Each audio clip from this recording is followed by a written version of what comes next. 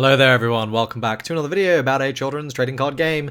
Continuing the Battle Spirit Saga set review, hopefully going to be able to get all these out before the set is actually released, but I think I'm going to be a little bit late with white, and let's just get ahead and jump right into it. If you're enjoying these videos, please do like them and subscribe to the channel for more Battle Spirit Saga content. Let's begin. So, white review, going over every single white card, as I'm sure you know. Check out the other videos in this series if you haven't been over them, minus the TP1 promos, which I'll talk about in a follow-up video after. I'll talk about them all in one go. Let's begin. Protection Aura. This is a 4-drop, 2 reductions. If it's opponent's turn, all your spirits gain 3k BP during this turn. This is okay, but there's a strictly better card called Suppression, for all intents and purposes, which you will definitely be playing over this. This is fine. It's inoffensive, but it's not particularly good. Next, we have got Dream Bomb. This is crazy. So, burst when you lose life, select one of your opponent's nexus and return it to their hand. But then, main flash, select one of your opponent's spirits and return it to their hand. So, this is a nexus, but this is a burst, so that it will never fail to resolve. You're always going to be able to get this off. Also, you're always going to be able to bluff that this is an ice shield, because it's not going to trigger as a when summoned, so that's valuable as well, forcing your opponent to potentially misplay. In addition, in white, this is cracked, because for 3, you're bouncing anything. Yeah, this card is incredibly good. This can randomly get you lethals. Also, like, bouncing nexuses can really set your opponent back in terms of reduction and mean they can't really build up a board very well. Very, very W card, insanely strong. Yeah, very good. Next, we've got Holy Elixir. This card's kind of a bait. People are moving away from when summons. The ramp is available through another card, which we will talk about shortly. And the flash to just refresh 2 spirits is not bad, but they can't attack, so you can just use them to block. And again, there's just kind of better cards you'd rather be using for that. This is kind of a bait. Next, Heaven Piercing Castle. This is a 4 with 2 reductions. Next is during your opponent's turn, when your opponent draws outside their draw step, you can pay a soul call to draw a card. This is actually pretty decent. It comes up. You can kind of use this to actually dig in the early game in white, so I do quite like that effect. And then at level 2, during your attack step, when the spirit blocks effect attacks, you may place up to 2 cores from your trash onto it. That honestly doesn't really matter. You end up missing timing on a lot of level-gated events as well if you haven't already put the cores onto it, and if you put the cores onto it, then why do you really care about this? It's also reliant on you actually playing cards to get value out of it, but it's fine. Like, I mean, there's usually just an argument of like, well, if I put 2 cores onto this and I'm not going to get more than 1 card's value out of it anyway, I might as well just put the cores onto the thing I was going to use. But I guess the one argument is if you're going to be interacting on the opponent's turn, then it's very good to do this because you get those cores back from the reserve. So there is certainly a reason to play this. I just think it's kind of fine. The main reason I feel like is just getting that extra draw is really, really good. Okay, next we've got Spring of Norn. This is kind of good in Vanilla Rush. So during the opponent's attack step, you get to refresh one of your spirits that affects, and then at level 2 you refresh all your spirits with no effects, which can be valuable in just not dying if you're doing some sort of really janky aggro-y like mirror. This is alright. I feel like you might side this in that kind of very, very aggro-y rush deck, but you might just main deck it. I mean, you're probably playing it for 1 because you're just spamming out the board, but usually instead of nexuses you just want to be playing dudes and then just turning those dudes sideways, so that is also worth considering. Next, we've got Frost Tree Goddess Ear. When summoned, select one of your spirits with a when this spirit blocks effect and place a core from the void onto it. Not good enough, honestly, not good enough for the when summon. Ice Blader Brigid, this is a 5 with 2 reductions. When destroyed, if this spirit has a soul core on it, select one of your opponent's spirits and return it to their hand. That's pretty good. Obviously, you can get core removed, and that will stop it, but, you know, not every deck is purple. And when the spirit is blocked, when the spirit blocks, select one of your opponent's spirits. That spirit will not refresh from the next refresh steps. This is quite nice because you block with it, choose one of your opponent's spirits. It's going to be 5k, so it's dodging burning forces and stuff. That's not going to refresh, and then you let this die, and you bounce another one of their cards. Can be quite good. Certainly can be quite good. But again, like, white deck space is so tight, and I just don't really see you justifying this, but it's not bad. Next, we've got a vanilla, but it's good stats. The white vanillas are crazy. Like, yeah. Next, we've got Buffalong Bill. This is a really cool build-around card. So this is a 6 with 2 reductions. When it blocks, select one of your opponent's spirits that cost 5 or fewer and return to their hand. That's a lot of spirits. And then during your attack step, all your spirits also get their when they block effect on attacking. So obviously, suddenly you get to do a lot of very, very proactive and aggressive stuff. I think this is a really good card. I think it's being relatively slept on. Like, people don't really gas it up that much, but I think it's very, very good. Obviously, the downside is if you're kind of building around this card, you need to see it. Otherwise, you're doing nothing proactive whatsoever. And I feel like it's better to just be able to do something proactive. But I think this card is definitely very, very good, and I can see you wanting to play it anyway. Next, we've got a vanilla with huge stats. That's just going to be all of white. Another vanilla with huge stats. Hollow Beast Glassfair, this is a pretty good early game unit for white. When it blocks, you just ramp 1 if you've got a soul core on it. It's 3k at 1 core and 4k at 3 cores, so turn 2 you can actually make this dodge Burning Force. Your opponent's not going to Burning Force this turn 1, and that's pretty good. So yep, you just get to throw it away, block some damage, ramp a core. Good card, very, very good card. Next, we've got Mecha Wing Duck. This card is a complete bait. Never, ever going to see play outside of the Rush turn card sideways deck, because in that case, this is free. It's 1 core. It's another card turn sideways to kill to kill your opponent if they have not got the adequate removal or interaction. Mechatress, this is a 4 with 1 reduction. When summoned, look at the top 2, or you basically scry 2, and then when it blocks, you can bounce a 2 cost or lower. I just don't think this is very good. Like, yes, it hard counters yellow 2 cost Rush, which isn't really White's problem. White's problem is Luster, yeah, this doesn't really solve that. Next, we have got Grey Garmer. This is a pretty decent card. So this is, problem is it's small. It's 2 reductions, but you need to be level 3 before you're actually dodging Burning Force.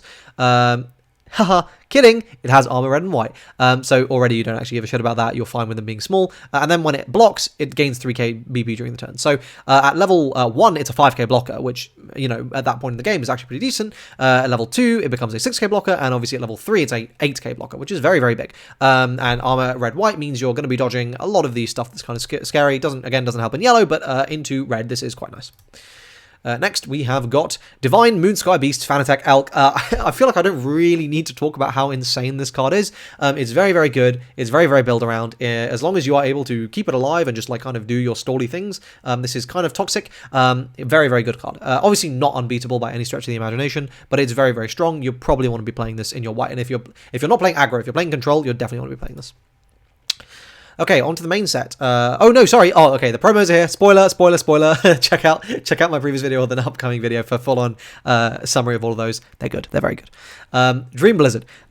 You bounce 4 Nexuses, and then as main flash, you can buff 3k. This is unlikely to be relevant for quite some time because of how Nexuses have kind of fallen out of favor in the format. Next, we have got Suppression. This is a very good card. So 4 with 2 reductions. Main and flash. Select one spirit against 3k BP during this turn. If you spend a soul core, it can block while exhausted. So this plus Fanatec Elk, or the promo that we just got, functionally is just you going, yeah, this is Ice Shield, because your opponent is not going to be able to swing over them, they're going to be able to block rested, and if they don't just have an instant out to like remove them, then yeah, so this is very, very powerful. Getting extra copies of Ice Shield is obviously very, very good. Yeah, this card is very, very strong.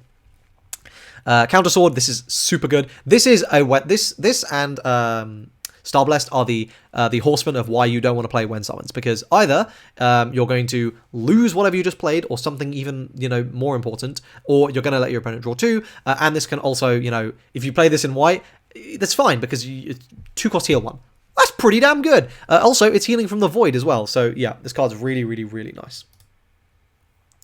Next, we've got Regain, 4 with 3 reductions. You can refresh one of your spirits that's not currently attacking. This is fine. Cease playing aggro. 4 of, moving on, in every deck. In every deck, moving on.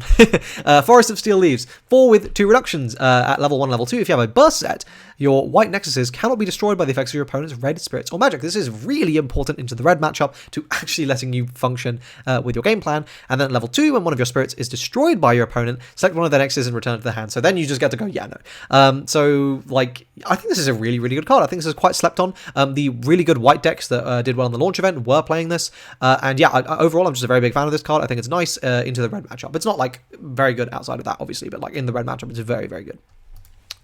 Next, we have got Rocket City. This is cracked into purple. Why? Well, during your opponent's attack step, you're buffing your blockers, but during your opponent's turn, when your opponent draws outside of their draw step, they must discard a card. So, if your opponent has Netherworld Depths, for example, they're getting 0 value off of them as long as you have cores on your Rocket City. But in addition, into red, for example, you can actually force them to, if they've got the Nexus that says draw 2 and then discard 1, well, now they're drawing 2 and discarding 2. They're actually not drawing for turn, which is quite bad. Obviously, they're still filtering, but they're not gaining advantage, which is all their draw power is kind of shut off because they lose a card from their hand, they draw 2, and then they lose another card from their hand, so their hand size is staying the same. So they're not actually able to plus, they're only able to filter, which I think this is very good. And if you get 2 of these set up, good luck. Good luck to the opponent. I think this card is really, really good, very underrated. Next, we have got Infinity Mothership. I just don't think this is good enough. Like, yeah, okay, I get it. Like, you get all your cores back, and like, oh yeah, okay, cool, you can ramp, but there's better.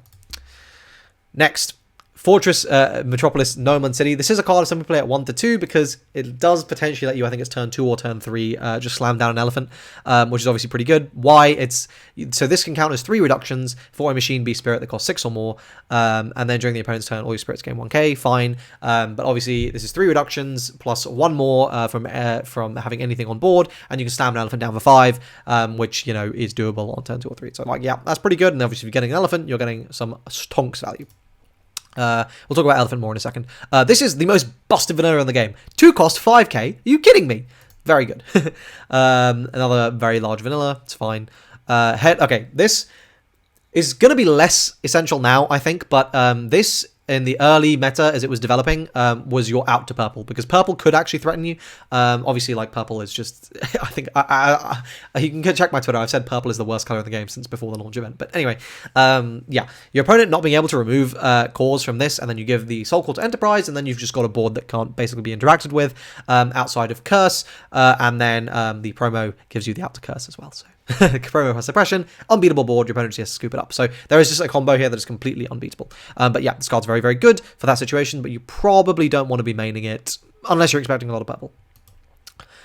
Next, we have got Liberation Saga, Head Snow Librarian, Librarian Saga, not Liberation. When it attacks or blocks, you get a core from your trash into your reserve, and if you place, you place a core, and if you place a soul core, you get 3k. So that's not garbage, it's garbage. Next, we have got King Harold. During your opponent's attack step, you refresh the spirit, and one of your spirits with armor blocks. This potentially being a 5/6 is quite nice, but I just don't think you really bother with it. You got better options. It's not bad. Ice Maiden Mark III, armor purple and yellow. This is very, very nice. In having armor yellow is quite valuable because you're not just going to get nuked down by one of their minus BP effects, and you can actually maintain a blocker. And 2 cores for 4k. Good card. Very nice card. Valkyrie Mist, super underrated card. You can play this for 1 and bounce a 7 cost or fewer. Oh, that is so good. Yep, I really like this card. You don't really care that it's like basically a chump at that point because you just throw it away as a chump blocker, or your opponent hard removes it, whatever, who cares. This card's very, very nice. That's the level of a 1 summon for me being okay with my opponent, like getting a draw 2 or something.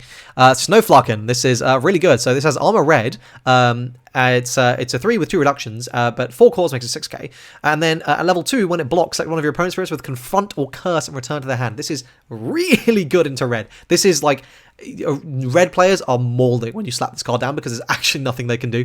Like, there's no real way for red to interact with this card. So yeah, like white just dumps his red, to be honest. I mean, not strictly true, but I think it's very advantageous for it. Armored Dragon Ship Enterprise. This card is nuts. 8 with 4 reductions. Armor red, purple, white. So yellow does get through this. But it's 6k at 1 core, and then at level 2 and level 3, level 2 you're refreshing, so you're getting 2 blocks out of it, and level 3 everything gets armor red, purple, white. So yes, this is obviously weak to yellow. This is the reason Luster can actually really clap white, because okay, well, they just out this card very easily because they're just going to loop all their removal and then they get it right back to their hand. So at the moment, that's a real problem, but I don't think it's going to be a problem for much longer. Yeah, this card's very, very good. Next, we have got Cannon Beastmech Leomail. This is a 4 with 2 reductions. It has armor purple, and then at level 2, when it blocks, select one of your opponent's spirits that cost 2 or fewer, return to the top of their deck. Okay into yellow. 2-drop rush, but honestly no deck really struggles against yellow 2-drop rush. Armor purple is fine. If purple becomes more relevant, this will be better. But purple's bad. Another good vanilla. Steam Otter. This is a pretty cool card. So this is 3 with 1 reduction. It's 1k, or then 2 cores to make it 3k. So obviously you're getting dumpstered by Burning Force. But when it blocks, it's a 7k block, which is quite funny. I don't think you ever play this, but I do like it. Next, we've got Raccoon Guard. This is a 3 cost, which is a 5k at 2, so that's pretty good. Buster Fenrir Cannon. When it blocks, bounce all 2 costs or fewers. Again, you do not need the help in the yellow 2-drop matchup. Okay, this card is nuts. So 8 costs with 4 reductions. It's at 1 core at 7k. When destroyed by the opponent, draw 3, ramp 3, and then at level 2, which is 4 cores, you just get a full refresh step. So you can literally, and also you don't even need to necessarily attack, right? So if you don't want to let your opponent interact at all, what you can do is you play this 1 turn, it survives, right? Your opponent's probably not going to immediately be able to out it. On your next turn, you just play out a bunch of dudes and then go, yep, attack, end attack, refresh. I have all my cores back, I have a whole board, and now I have loads of interaction in my hand. Oh, nightmare. This card is very, very, very strong. Runs the format, like, insanely powerful. One of the most, if not the best, most powerful, if not the most powerful card in the game. Pegasiron, this is another crazy good one. So this is a 3 with 1 reduction. It's 2 cores, makes it 4k, but it's got armor red and purple, so who cares? And then, during your opponent's attack step, if this has a soul core, it can block your opponent's spirits with 2 or fewer cores on them, even if exhausted. So this is really, really good in being able to just force your opponent to like very heavily commit into certain cards. And like force them to basically not be able to go wide against you. This just shuts down go wide strategies. So yeah, card kind of good. Next, we have got the suspense is killing me. Dinosaur Harrier Turbo Rex. So I think this is kind of an underrated card. This is a 6 with 3 reductions. You have to ascend it. It's 5k with 1 core. 8k with 3.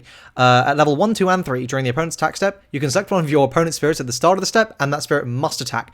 So this forces your opponent to attack when they might not necessarily want to, which is very, very good, and you can do this at level 1. And then when this attacks, select one of your opponent's spirits that does not have Ascend and return it to their hand. So basically bounce anything that isn't a Seagworm or another one of this. This is really good. I think this is like quite an underrated card, like as I said, being able to just bounce anything, being able to force your opponent to attack. Like this, you know, another way of thinking about this is like, remove one of your opponent's units every single turn, right? Like that's kind of similar to what it is if they don't have just some way to out this, and especially like if you're able to give this card armor, like with Enterprise, this can be really, really good. I think this is being slept on. I think this is very, very strong. Okay, next we have got Type 90 Tankmobile. It's armor red white, level 2 armor red purple white. It's just big. It's all right. You probably don't have the space for it. It's a little bit too expensive for what it is. Heavy Tank Curiosity, 3 with 2 reductions at level 2, which it's 4k. During either attack step, when your Mecha Spirit would be destroyed by your opponent's destruction effects, they remain on the field exhausted instead. This is fine. You might see this like later, but I don't think it's really particularly good right now. A vanilla that's fine. A very good vanilla. Very, very good vanilla. Gun Knight Heavy Barrel. This is a cool one. So when destroyed by the opponent, select one of your opponent's spirits with a when summoned effect and bot deck it. So this is interesting. I think earlier, like during the launch events, this was more spicy. Now people know, and you're not going to be bot decking any Seagworms off of this. So yeah. Then Sky Dragon Lord Platinum. Well, I guess I mean you might, but they just wouldn't pop it.